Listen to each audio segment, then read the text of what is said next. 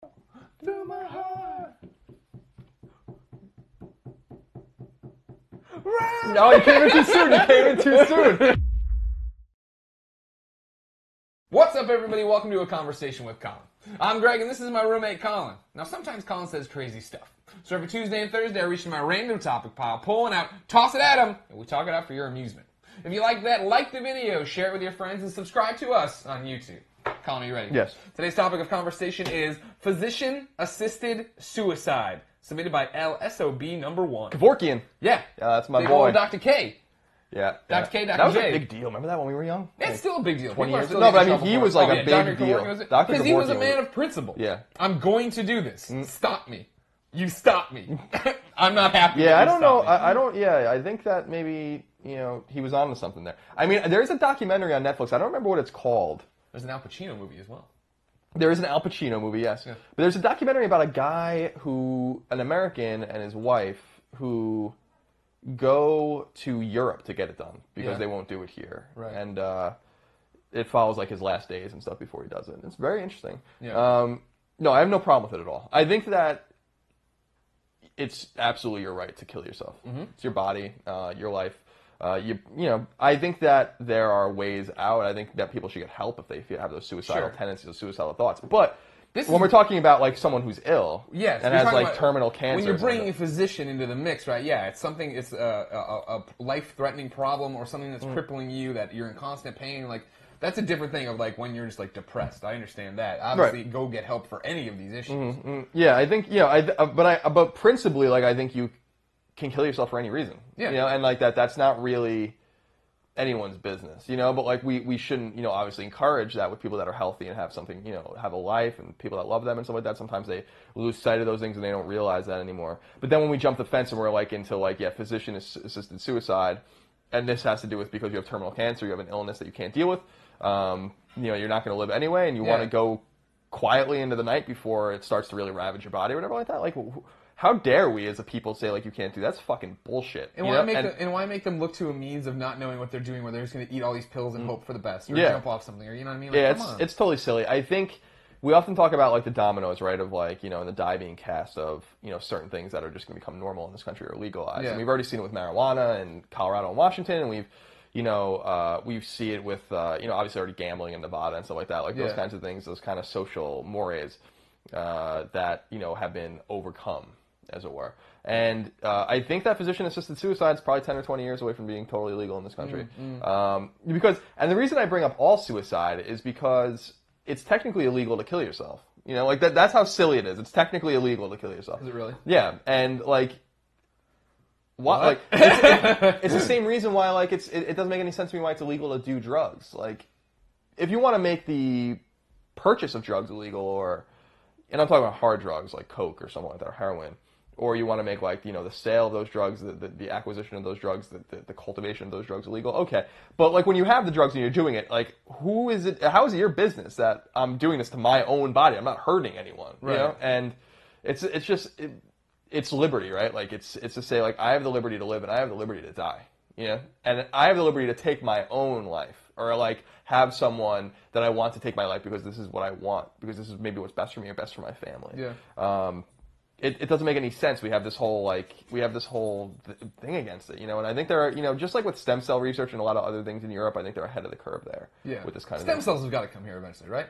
Well, we already do a lot of we already do a lot of stem cell research here now, but we're so, we're very technologically advanced in many ways in this country, more than the rest of the world. But this is one place where we're like actually behind the curve because it was illegal in the United States for so long, even at universities. And then all of the people that wanted to research that stuff went to places where it was legal, and their research is far ahead of ours now.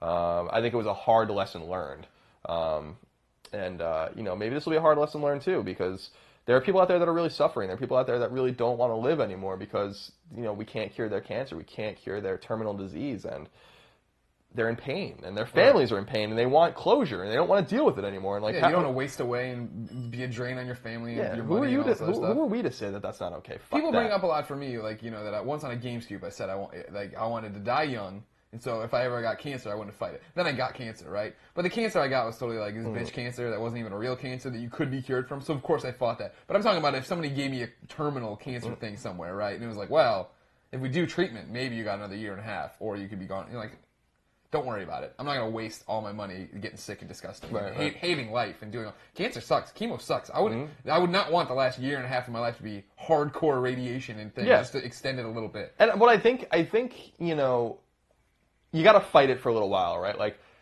I respect that, you know, I think there becomes a tipping point. I don't think you, like, get the lung cancer, right? Lung cancer is, like, a fucking devastating cancer. Like, it's not a survivable cancer for a vast majority of people. But you fight it, right? You keep fighting it, and you do your chemo, and you do your radiation. And then there has to become a point where the doctors are like, it's not going to work. Like, it's over, you know? And you might have 4, 6, 8 months to live. Maybe the last 2 months of your life are going to be very painful, you know? Yeah. And you're like, all right, I'm gonna get shit done now. I'm going to see my family. I'm going to go do things and see things that I wanted to do and see. And then I'm going to pull the plug on my own life. See, but and even like, then, I feel like you'd be too long. You'd be too long in the tooth to do it. Like, to do what you're talking about, right? Like, if you'd already been fighting for so long and then you get to that point, you're still going to have a chemo hangover forever. You know what I mean? It takes a long time. Yeah, I don't know anything about that personally. Yeah, it takes a while to bounce back out, and like I'm still fucked up from it. You know what I mean? Like my emotions are not in the right place. I'm still way too quick to anger and way too like it's just stupid stuff like that. You know what I mean? I would rather, knowing what I know now, if I was like, you know, well, you can have 6 months if you do. You can have maybe a year, like I know that there's hundreds of stories out there. Like, yeah, my dad a year to live, and he did all of it, and now he's been going for 3 or whatever. It's like awesome, but I'd rather just have one dynamite 6 months and then be done. Sure. I respect that. I think the point is this. Your body is your body. Your body is your temple, as they say, right? But it's yours. It's your body. It's not the government's body. It's not your family's body. It's not your friends or your spouse's body. It's your body. And you can do whatever you want to it, you know? You shouldn't hurt yourself. You shouldn't kill yourself for reasons that because you broke up with your boyfriend or your girlfriend or you're just depressed. Or like, I hope you find help for those things. But at the end of the day, like, it is your choice, you know, and we shouldn't be trying to stymie people's liberty to do what they want with their own bodies. As long as you're not hurting other people and infringing on other people's liberties, then, you know, I say anything goes. And in these cases of terminal illness, like, I think it's actually the humane thing to do. You know, it's funny, we put, like, Portillo one day, right? Like, hopefully he lives a long life and then dies, like, a natural death, and you maybe in 5 years just find him, and we don't know how he went, and he's just dead, right? He'll have a piece of pizza hanging out of his mouth. Right. But there's a chance that, you know, like with many animals that we've had, where, like, the animal starts to suffer, right? And we put the animal down, right? We're like, we're going to euthanize the animal because he's suffering. But we can't do that to ourselves. Yeah. Like, that doesn't make any sense. That's fucking nonsense. We're doing this for our pets. Yeah. You know, our cats and our dogs. He's your property. You are the government's property. Yeah, it just. I mean, that is like the core issue for me. Like right there, like that example, like that is fucking crazy. You know, and you know what's the difference? An old dog that has cancer who's suffering, we put him down. An old man or woman who has cancer who's suffering, we make keep them. On going. Keep on trucking. Just stay attached to all those machines in a fucking hospital bed. That's great. Yeah, enjoy. You know, it doesn't make any sense. All right. Mm-hmm. Well, that was a great conversation. Thank you so Very much. uplifting. LSOB number 1. I'm uplifted. I don't know about you. I'll put you down one day, Colin. You can put me down if you have to. Oh, good. Now he's on my table. He's stupid. He'll jump. Remember, ladies and gentlemen, what do you want Colin to talk about? Let us know in the comments below. Then make sure you like the video, subscribe, share us with your friends. Colin, thank you for your time. Mm-hmm. Ladies and gentlemen, have a conversational day. I'm just staring at you. What's on you?